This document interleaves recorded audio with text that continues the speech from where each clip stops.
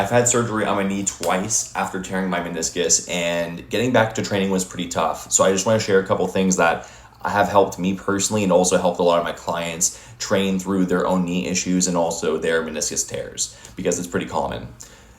The main two things I'm going to say that are super important when it comes to healing that and making sure that we can still train and have a normal routine is understanding we need to keep the hip and the ankle just as strong and spend just as much time on those as we do the knee. Because a lot of people just say, hey, we need to do our quad sets, we need to make sure the quads are strong as heck, but what about the hamstrings? What about the glutes? We need to focus on those just as much, and if you're not getting strong in those movements, you're probably not going to be building up the capacity in that leg. Second thing that's the most important is just understanding like there is going to be some not vibeness. That's the best word I can describe it as.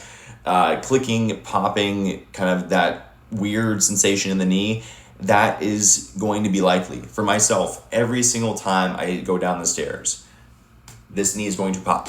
If there is a lot of jarbled up meniscus in that joint and it's not cleaned up, right? Maybe you didn't have surgery, anything like that, maybe it's just frayed over time, there is going to be some issues there, right? And as long as it's not painful, typically you can work through it. But especially when it comes to things like squats, things like that, if those don't feel great because you have a painful catching sensation, you do movements like that, you may need to go towards things like a leg press instead. You may need to modify certain movements based on how that knee feels, but just understand that there's going to be some grinding and things like that in the joint.